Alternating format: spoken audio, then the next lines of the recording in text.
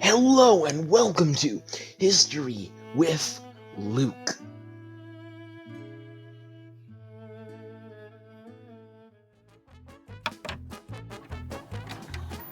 Cyril, Methodius, and the Cyrillic Alphabet by yours truly.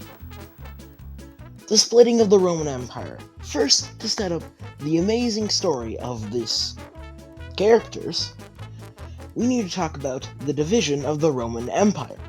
The Roman Empire was permanently divided in 395 AD, and for a long time, they were mostly separate, but for the fact that they had the same church connecting them together in some way. But in 1054 AD, the Western and Eastern Roman Church split in two, creating the Western Roman Church and the Eastern Roman Church, or as we know it today, the Orthodox Church. This church was home to the Byzantine monks. Now, how does this relate to the Cyrillic alphabet? Well, two Byzantine monks by the names of Brother Cyril, the apostle to the Slavs, and Methodius, who brought the Orthodox Church to the Bulgars, Moldavarians, and Slavs. They themselves were brothers, and also brothers. They began to translate the religious works into the Slavs' native language, that being the Cyrillic alphabet, which is like the Greek alphabet, with an additional 12 letters to represent the sounds found in the Slavic language and not in the Greek language. The Cyrillic alphabet later became the foundation for the Slavic and Russian languages. Now here you can see this map of Europe. Now, the Roman Empire, yes, it covered Europe into Asia, but this is the main part of Europe. Now, as you can see, the Latin alphabet is covering most of what we know as Europe. Sure, yes, the eastern half is covered in Cyrillic, because that's where the Eastern Orthodox Church is. But there were some other languages still used, like in Greece, they still used Greece.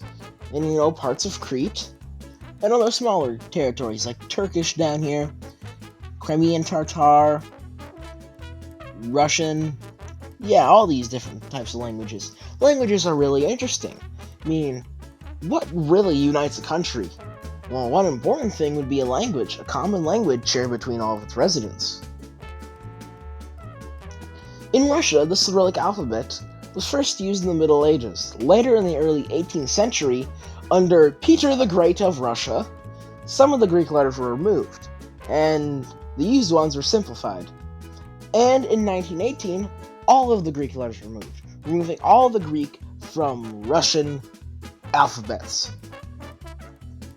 But around the world, the Cyrillic alphabet is still used in 50 different countries, as it was spread this far by the disciples of Cyril and Methodius.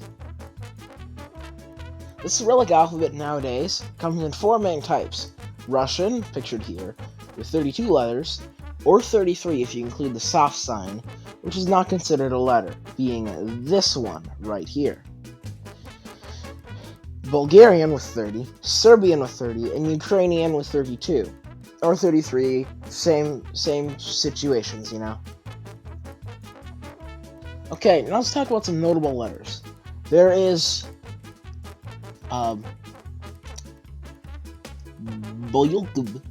means bulky, or the letter B. And the name bulky, translated, pretty much it means letters. That one, you may think it's the letter M, but is in fact mistolite, which A sounds like a cleaning product, and B means think in Russian, and it also translated for the Greek letter mu, M-U, not M-O-O. This letter right here, which looks like the spade on a deck of cards, named Frutiti, and it stands for the letter F, is also used to translate for the Greek letter pi. That's P-I, not P-I-E. Here are my sources.